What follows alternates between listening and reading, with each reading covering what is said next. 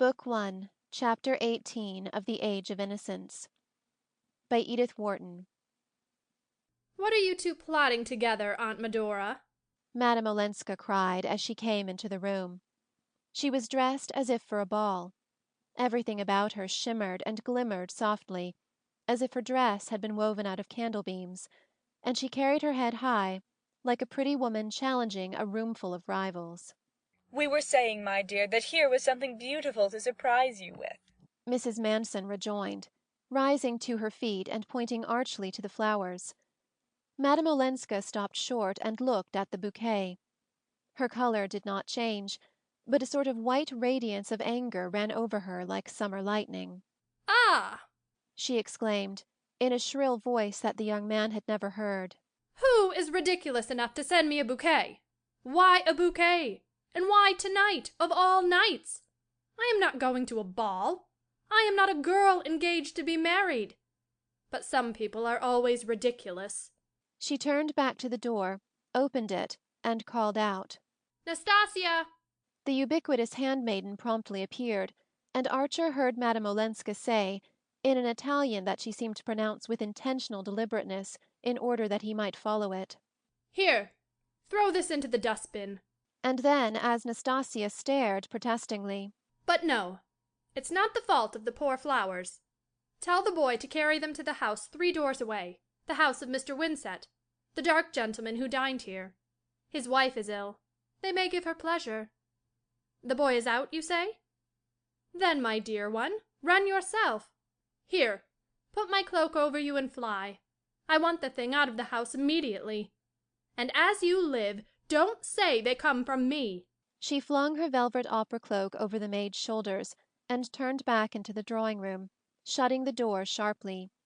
Her bosom was rising high under its lace, and for a moment Archer thought she was about to cry. But she burst into a laugh instead, and looking from the Marchioness to Archer, asked abruptly, "And you two?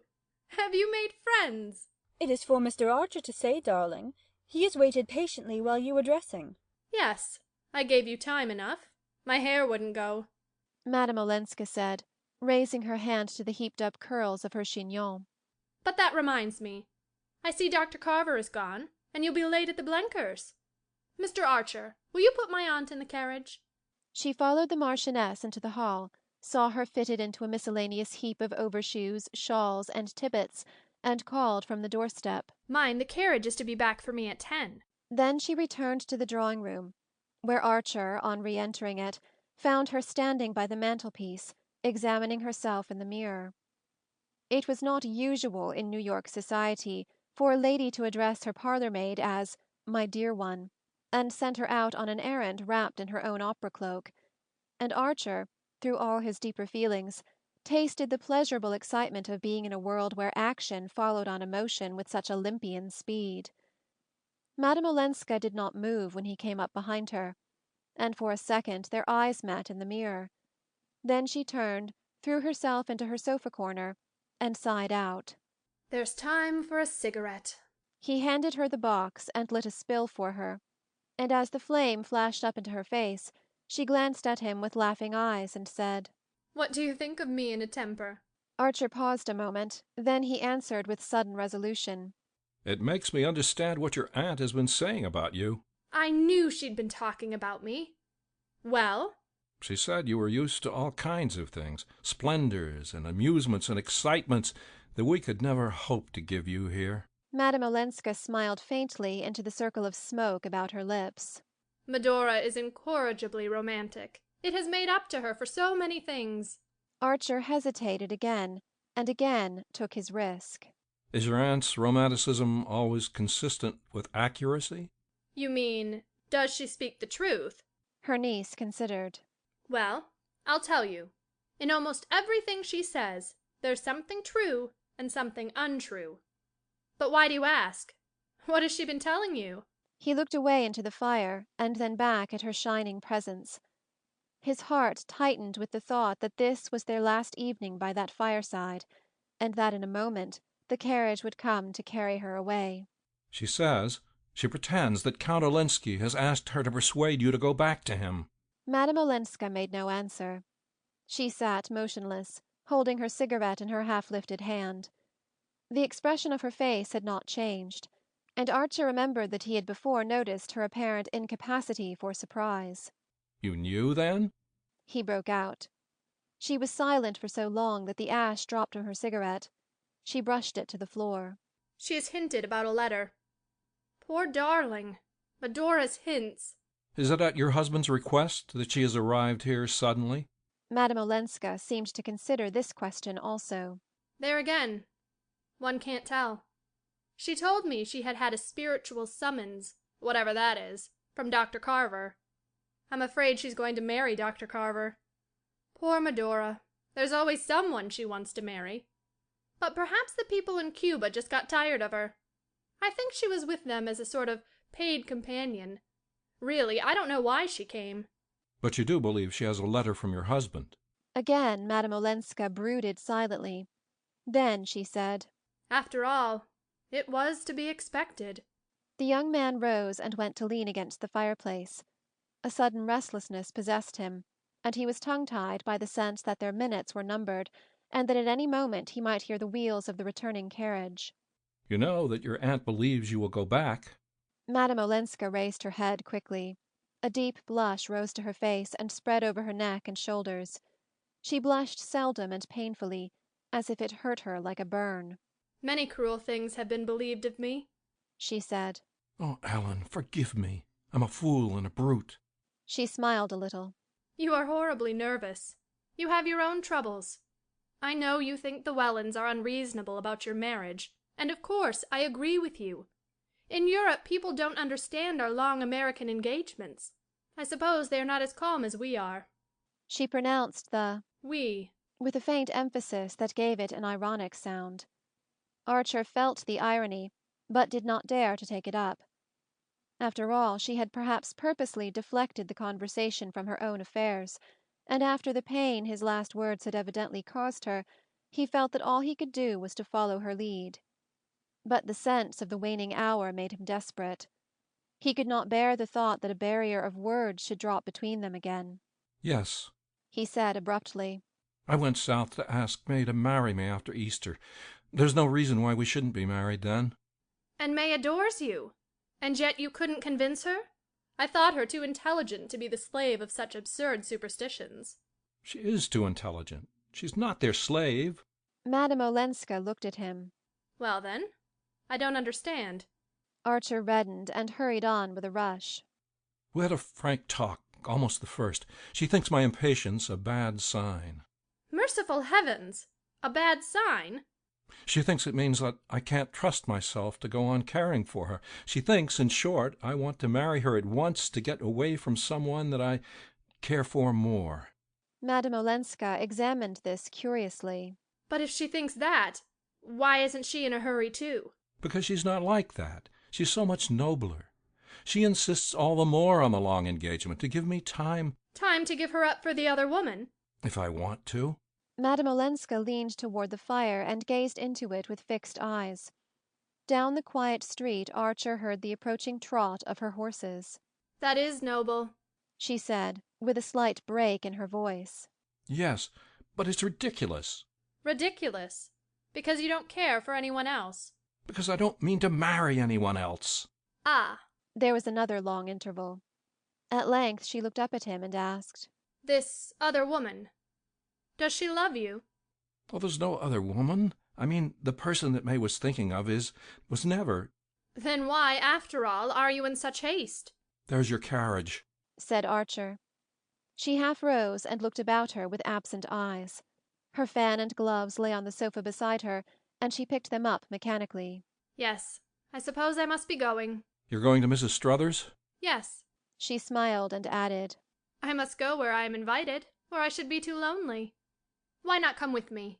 Archer felt that at any cost he must keep her beside him, must make her give him the rest of her evening. Ignoring her question, he continued to lean against the chimney-piece, his eyes fixed on the hand in which she held her gloves and fan, as if waiting to see if he had the power to make her drop them. May guessed the truth, he said. There is another woman, but not the one she thinks. Ellen Olenska made no answer, and did not move. After a moment he sat down beside her, and taking her hand, softly unclasped it, so that the gloves and fan fell on the sofa between them. She started up, and freeing herself from him, moved away to the other side of the hearth. Ah, don't make love to me. Too many people have done that, she said, frowning. Archer, changing color, stood up also. It was the bitterest rebuke she could have given him. I have never made love to you, he said. and I never shall. But you were the woman I would have married had it been possible for either of us. Possible for either of us? She looked at him with unfeigned astonishment. And you say that, when it's you who've made it impossible. He stared at her, groping in a blackness through which a single arrow of light tore its blinding way. I've made it impossible? You! she cried, her lip trembling like a child's on the verge of tears. Isn't it you who made me give up divorcing? Give it up because you showed me how selfish and wicked it was, how one must sacrifice one's self to preserve the dignity of marriage, and to spare one's family the publicity, the scandal. And because my family was going to be your family, for May's sake and for yours. I did what you told me, what you proved to me that I ought to do. Ha! she broke out with a sudden laugh. I've made no secret of having done it for you. She sank down on the sofa again, crouching among the festive ripples of her dress like a stricken masquerader, and the young man stood by the fireplace and continued to gaze at her without moving. Good God, he groaned. When I thought... You thought? Don't ask me what I thought. Still looking at her, he saw the same burning flush creep up her neck to her face. She sat upright, facing him with a rigid dignity. I do ask you. Well, then, there were things in that letter you asked me to read. My husband's letter? Yes. I had nothing to fear from that letter. Absolutely nothing. All I feared was to bring notoriety, scandal on the family, on you and May. Good God. He groaned again, bowing his face in his hands. The silence that followed lay on them with the weight of things final and irrevocable. It seemed to Archer to be crushing him down like his own gravestone. In all the wide future he saw nothing that would ever lift that load from his heart. He did not move from his place, or raise his head from his hands. His hidden eyeballs went on staring into utter darkness. At least I loved you, he brought out. On the other side of the hearth, from the sofa corner where he supposed that she still crouched, he heard a faint stifled crying like a child's. He started up and came to her side. Ellen, what madness! Why are you crying? Nothing's done that can't be undone. I'm still free, and you're going to be. He had her in his arms, her face like a wet flower at his lips, and all their vain terrors shriveling up like ghosts at sunrise. The one thing that astonished him now was that he should have stood for 5 minutes arguing with her across the width of the room, when just touching her made everything so simple.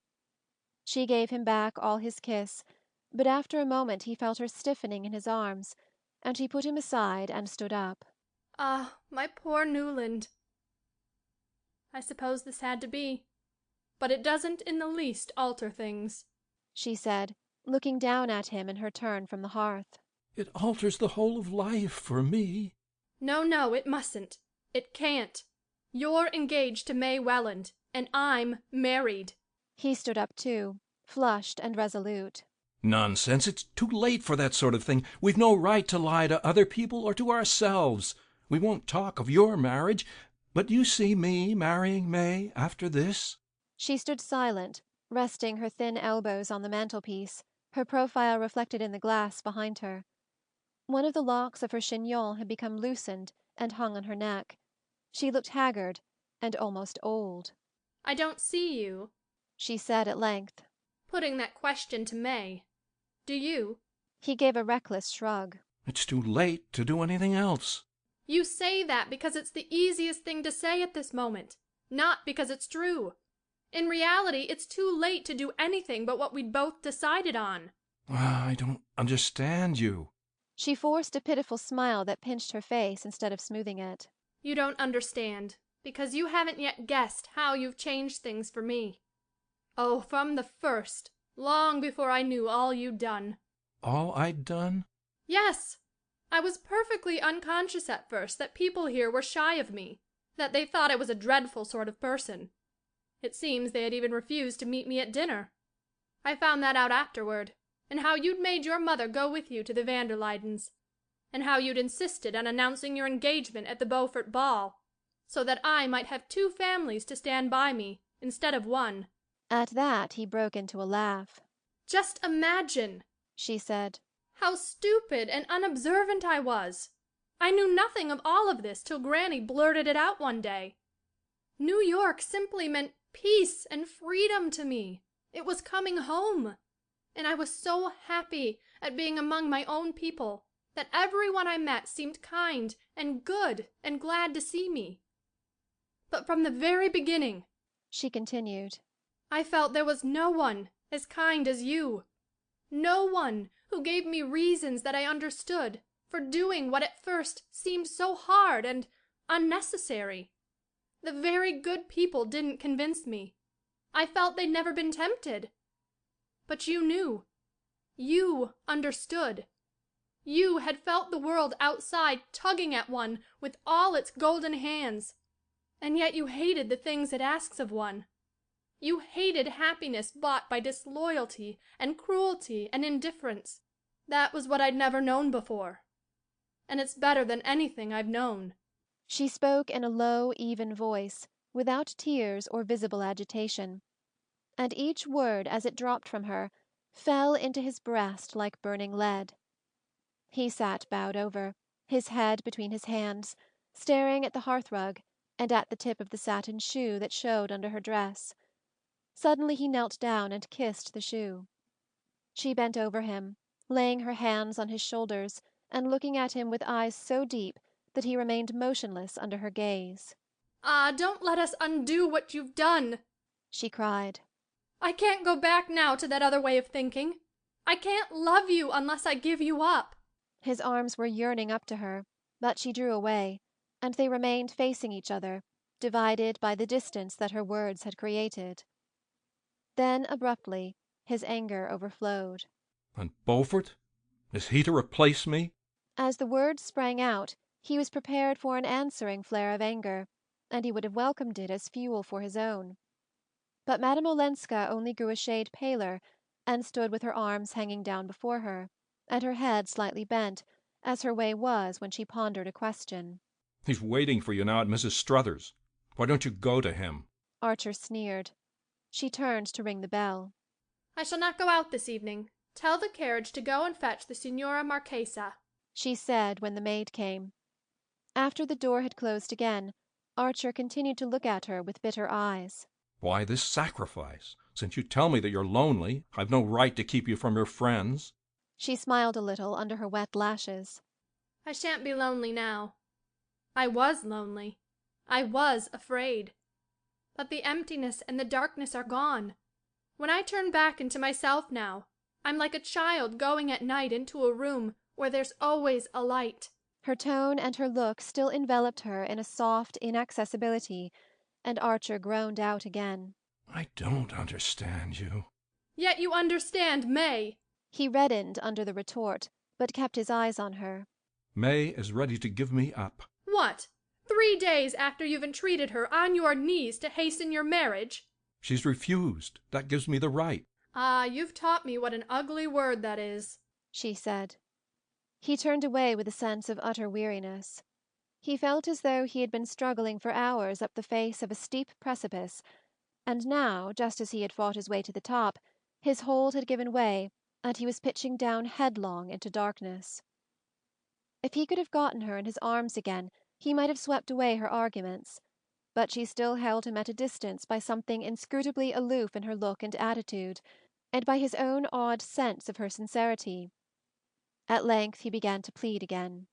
If we do this now, it will be worse afterward. Worse for everyone. No, no, no! She almost screamed, as if he frightened her. At that moment the bell sent a long tinkle through the house. They had heard no carriage stopping at the door, and they stood motionless, looking at each other with startled eyes. Outside, Nastasia's step crossed the hall, the outer door opened, and a moment later she came in, carrying a telegram which she handed to the Countess Olenska. The lady was very happy at the flowers. Nastasia said, smoothing her apron.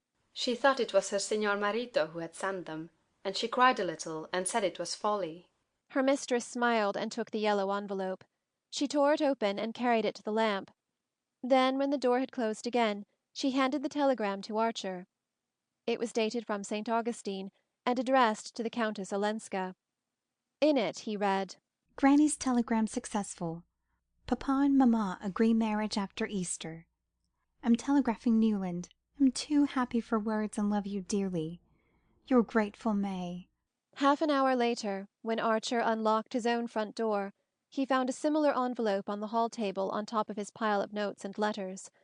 The message inside the envelope was also from May Welland, and ran as follows. Parents consent. Wedding Tuesday after Easter at 12. Grace Church. 8 bridesmaids. Please see rector. So happy. Love, May.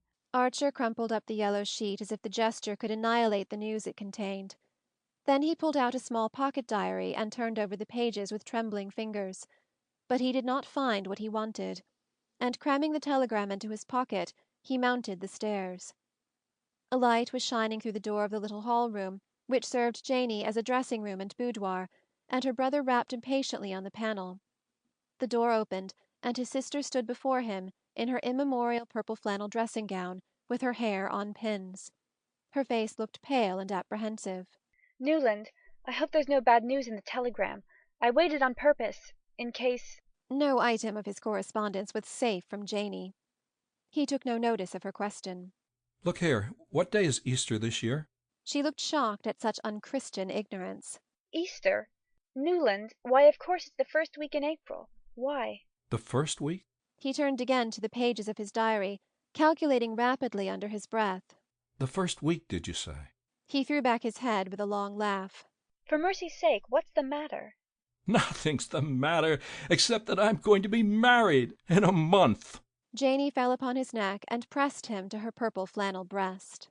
Oh, Newland, how wonderful! I'm so glad. But, dearest, why do you keep on laughing? Do hush, or you'll wake Mamma. End of chapter 18. End of book 1 of The Age of Innocence.